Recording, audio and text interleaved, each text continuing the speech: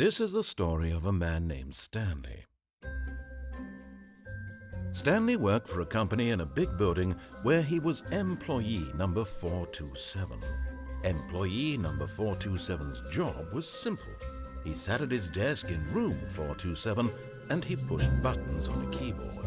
Orders came to him through a monitor on his desk, telling him what buttons to push, how long to push them, and in what order. This is what employee 427 did every day of every month of every year.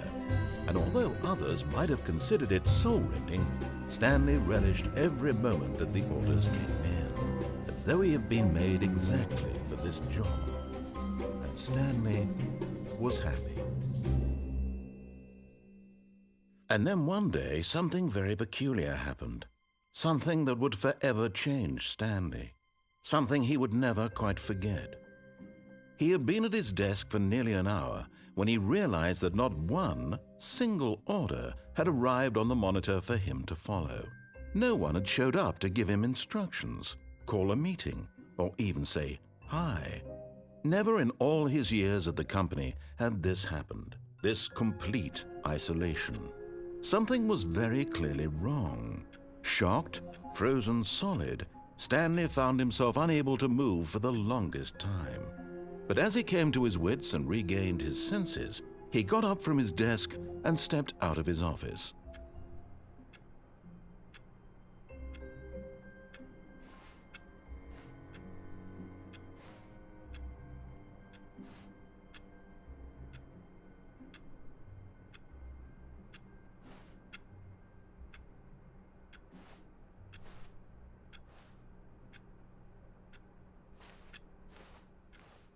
All of his co-workers were gone. What could it mean? Stanley decided to go to the meeting room. Perhaps he had simply missed a memo. No matter how hard Stanley looked, he couldn't find a trace of his co-workers.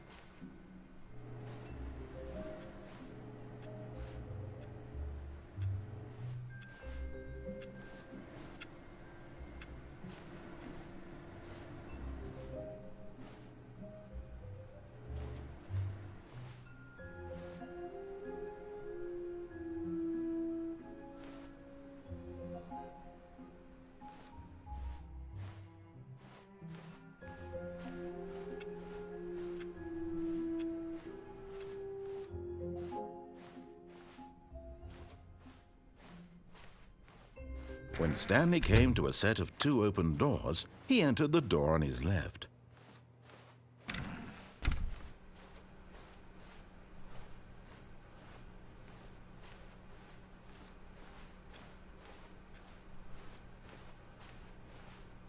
Yet there was not a single person here either.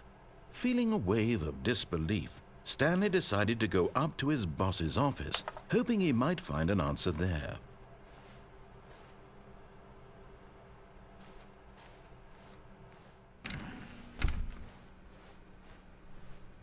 Coming to a staircase, Stanley walked upstairs to his boss's office.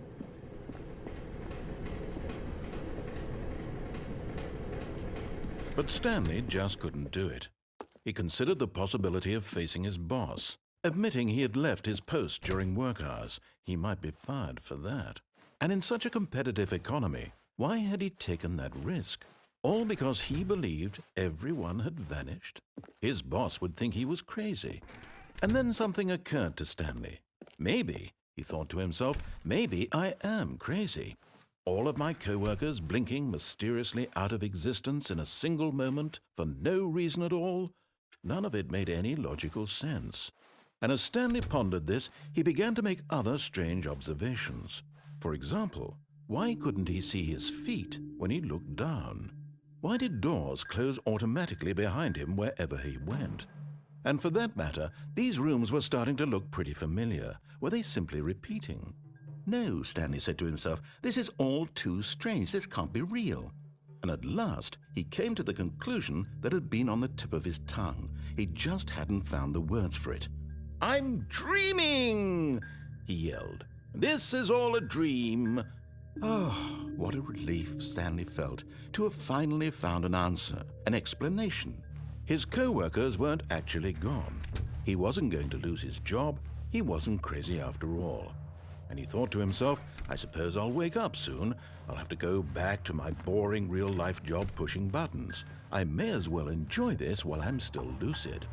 So, he imagined himself flying and began to gently float above the ground. Then he imagined himself soaring through space on a magical star field, and it too appeared. It was so much fun, and Stanley marveled that he had still not woken up. How was he remaining so lucid? And then perhaps the strangest question of them all entered Stanley's head. One he was amazed he hadn't asked himself sooner. Why is there a voice in my head dictating everything that I'm doing and thinking? Now the voice was describing itself being considered by Stanley, who found it particularly strange. I'm dreaming about a voice describing me, thinking about how it's describing my thoughts, he thought. And while he thought it all very odd and wondered if this voice spoke to all people in their dreams, the truth was that, of course, this was not a dream. How could it be? Was Stanley simply deceiving himself, believing that if he's asleep, he doesn't have to take responsibility for himself? Stanley is as awake right now as he's ever been in his life. Now, hearing the voice speak these words was quite a shock to Stanley. After all, he knew for certain, beyond a doubt, that this was in fact a dream. Did the voice not see him float and make the magical stars just a moment ago? How else would the voice explain all that? This voice was a part of himself too. Surely, if he could just... He would prove it. He would prove that he was in control, that this was a dream. So he closed his eyes gently, and he invited himself to wake up. He felt the cool weight of the blanket on his skin, the press of the mattress on his back, the fresh air of a world outside this one. Let me wake up, he thought to himself. I'm through with this dream. I wish it to be over. Let me go back to my job. Let me continue pushing the buttons. Please, it's all I want. I want my apartment and my wife and my job. All I want is my life exactly the way it's always been. My life is normal. I am normal. Everything will be fine. I am okay.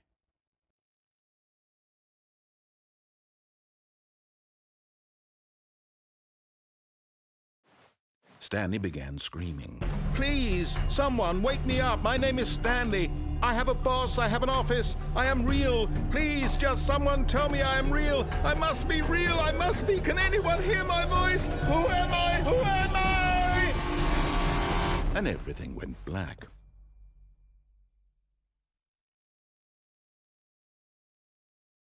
This is the story of a woman named Mariella.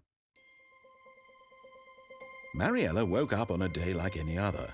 She arose, got dressed, gathered her belongings, and walked to her place of work. But on this particular day, her walk was interrupted by the body of a man who had stumbled through town talking and screaming to himself, and then collapsed dead on the sidewalk. And although she would soon turn to go call for an ambulance, for just a few brief moments, she considered the strange man. He was obviously crazy. This much she knew. Everyone knows what crazy people look like. And in that moment, she thought to herself how lucky she was to be normal. I am sane. I am in control of my mind. I know what is real and what isn't. It was comforting to think this, and in a certain way, seeing this man made her feel better. But then she remembered the meeting she had scheduled for that day, the very important people whose impressions of her would affect her career, and by extension, the rest of her life. She had no time for this, so it was only a moment that she stood there, staring down at the body. And then she turned and ran.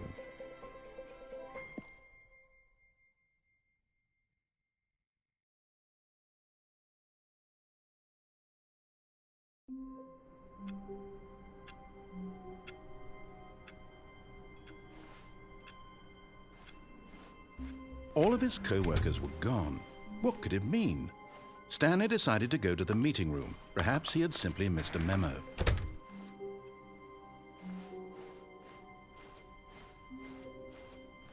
When When Stanley came to a set of 2 open doors, he entered the door on his left.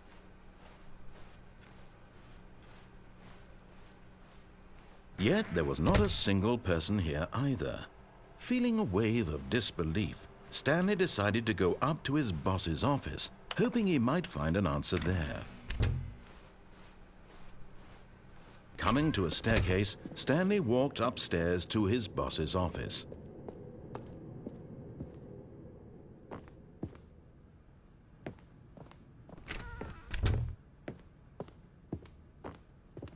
Stepping into his manager's office, Stanley was once again stunned to discover not an indication of any human life. Shocked, unraveled, Stanley wondered in disbelief who orchestrated this, what dark secret was being held from him. What he could not have known was that the keypad behind the boss's desk guarded the terrible truth that his boss had been keeping from him. And so the boss had assigned it an extra secret PIN number, 2845. But of course, Stanley couldn't possibly have known this.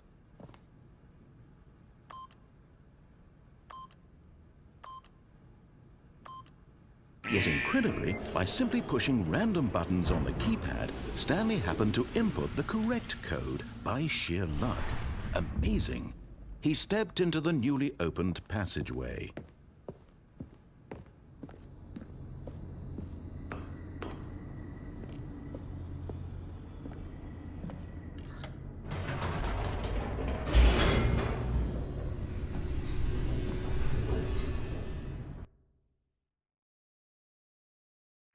Descending deeper into the building, Stanley realized he felt a bit peculiar.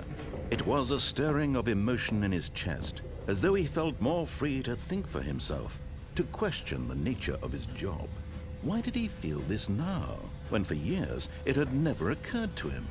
This question would not go unanswered for long.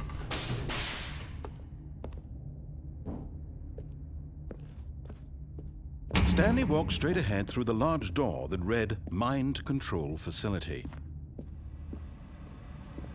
Although this passageway had the word Escape written on it, the truth was that at the end of this hall, Stanley would meet his violent death. The door behind him was not shut. Stanley still had every opportunity to turn around and get back on track.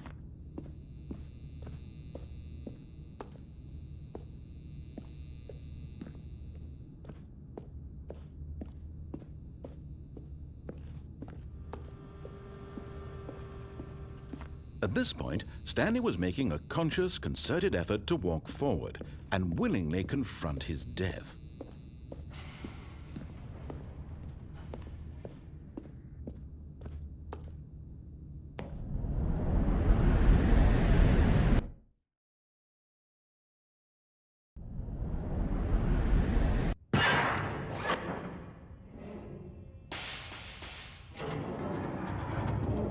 As the machine whirred into motion and Stanley was inched closer and closer to his demise, he reflected that his life had been of no consequence whatsoever. Stanley can't see the bigger picture. He doesn't know the real story, trapped forever in his narrow vision of what this world is. Perhaps his death was of no great loss, like plucking the eyeballs from a blind man. And so he resigned and willingly accepted this violent end to his brief and shallow life. Farewell, Stanley.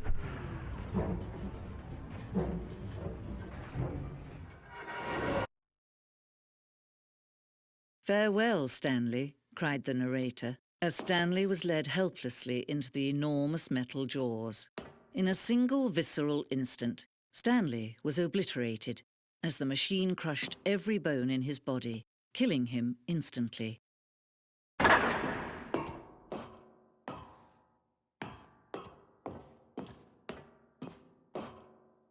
And yet it would be just a few minutes before Stanley would restart the game, back in his office, as alive as ever. What exactly did the narrator think he was going to accomplish? When every path you can walk has been created for you long in advance, death becomes meaningless, making life the same. Do you see now? Do you see that Stanley was already dead from the moment he hit start?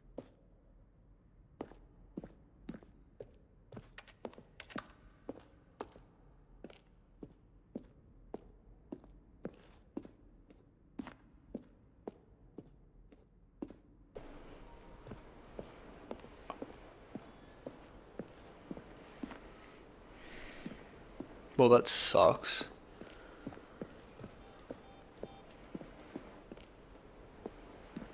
Alright, I'm going to end it here. Thank you for watching this video, and like and subscribe, and then you can see what happens in the next one.